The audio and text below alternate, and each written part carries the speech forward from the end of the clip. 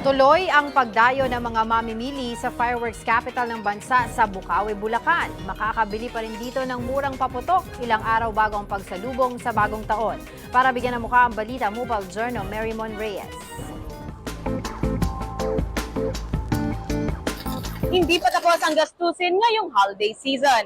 Sa mga nakakaluwag-luwag pa nga na gustong salubungin ang bagong taon with a bang, punta na dito sa Bukawi, Bulacan, ang fireworks capital ng bansa. Katatapos lang ng Pasko, pero dumog na agad ang mga tao para makabili ng paputok o makukulay na pailaw sa Bukawi. Kung may mga tindahang nagtaas ng presyo sa kanilang paninda, sa pag-iikot natin dito ay maraming stall din naman ang nagsabi na mas mababa ang bentahan nila kumpara noong nakaraang taon. So, unlike last year na ang sawa ay 1,200, ganyan po.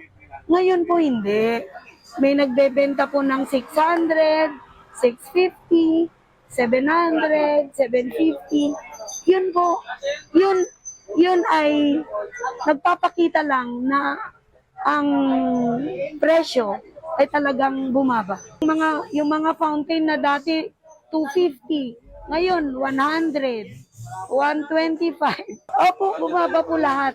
And even yung mga pailaw, yung aerial. Bumaba raw kasi ang presyo ng raw materials nila mula abroad. Sa ngayon, ang presyo ng mga maliliit na lucis ay 50 pesos, 10 piraso na. 100 pesos ang pack of 10 boxes ng sparklers.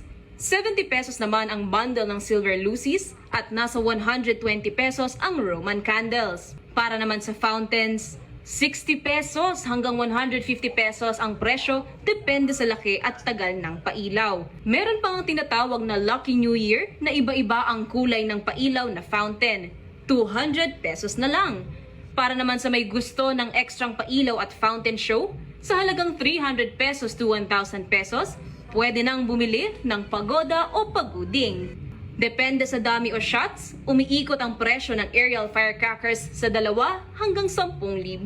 Ang sawa naman na 100 rounds ay 100 pesos na lang din at 3,500 ang 5,000 rounds. Pwede pa raw tumawad mga paps, kaya sina Redel Mateo, dumayo pa rito mula Rizal. On sa traditional side, parang mas nagkakaroon ng kulay yung celebration. And then sabi nga nila sa superstitious side, parang mas nakakapagtaboy daw ng masamang spirito, ganun. So yun yung naisali na kasi natin eh. Well, syempre hindi natin masasabi.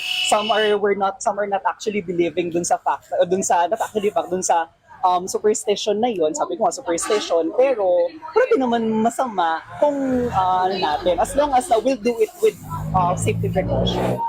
Ihanda lang din ang bulsa dahil ang presyo ng fireworks dito maaari pa raw tumaas o kaya ay bumagsak hanggang bago mag-January 1. At para naman sa may ayaw ng paputok, meron ding mga torotot at iba pang paingay na nasa 30 hanggang 100 lang. Paulit-ulit pa rin naman ang paalala ng DOH na kung pwede, iwasan ang paggamit ng paputok lalo't aabot na ng 75 ang nasugatan dahil dyan ngayong holiday season. Sa mga suki dito sa Bukawi, siguraduhin maingat at alam gamitin ang fireworks para iwas sa disgrasya at tunay na maging happy ang inyong New Year. Mobile Journal, Marymon Reyes po, hatid ang muka ng balita. Gusto mo bang lagi kang updated sa mga balita? Aba, ay simple lang. Mag-subscribe ka na dito sa 1PH. I-click mo lang ang subscribe button at notification bell para hindi ka nahuhuli sa mga balitang dapat mong malaman.